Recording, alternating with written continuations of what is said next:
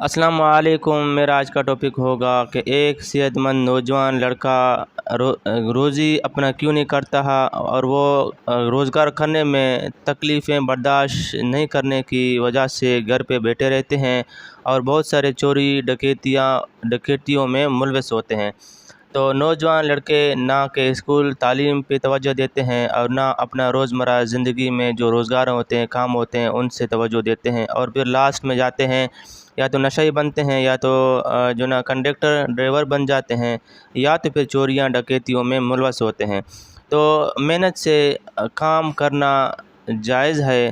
محنت بہت سارے قسم کے ہوتے ہیں، جیسا کہ بوڑھے حضرات محنت کرتے ہیں، چھوٹے معصوم بچے محنت کرتے ہیں، اور ٹھیک اسی طرح نوجوان لڑکے بھی محنت کرتے ہیں اور معذور بھی محنت کرتے ہیں۔ میں آپ کو کچھ تصویریں شیئر کرنا چاہتا ہوں، آپ ان تصویروں کو بھی دیکھیں۔ ایک بوڑھا بابا جو کہ آلو پتہ نہیں پیاز اٹھا رہا ہے، جس کا عمر 60 سے 65 70 سال عمر ہے بابا کا، اور 100 kg کا یعنی کہ 100 کلو کا بوری اٹھا رہا ہے اور گاڑیوں میں لوڈنگ کر رہا ہے۔ محنت کرنے سے پھل ملتا ہے۔ محنت کوئی بھی ہو، محنت کرنا چاہیے۔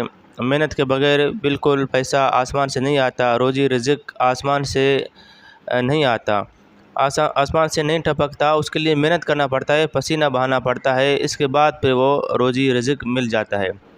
تو ٹھیک اسی طرح ایک معذور ہے چائنا کے اندر، اس کے دونوں ہاتھ نہیں ہیں، اس کے باوجود بھی وہ اپنا روزی رزق کرتا ہے، اور ساری یعنی کہ چاول کی یہ وہ کرتا ہے، باغیچے کے اندر اس کے پنیر پتہ نہیں کیا وہ لگاتا ہے۔ تو ٹھیک اسی طرح محنت کرنا چاہیے۔ محنت کے بغیر کچھ بھی نہیں ہے۔ ہمارے نوجوان لڑکے نہ تعلیم کرتے ہیں اور نہ وہ روزی رزق کرتے ہیں۔ کوئی بھی کام کے لیے جاتے ہیں تو 2 دن کے بعد وہ ڈگمگاتے ہیں اور ڈر جاتے ہیں، کہتے ہیں یہ کام سخت ہے، یہ مشکل ہے، اس میں نیند نہیں ہے، اس میں بھاگ دوڑی زیادہ ہے، یا اس میں سپروائزر یا ہمیں جو نا ٹھیکیدار ہمیں دھمکاتے رہتے ہیں اور کام زیادہ لیتے ہیں۔ کام کوئی بھی ہو، کام کر لینا چاہیے۔ کام کے بعد پیسہ ملتا ہے، روزی رزق ملتا ہے۔ یہ تکلیفیں، یہ برداشتیں، یہ اللہ کی طرف سے آزمائش ہوتے ہیں۔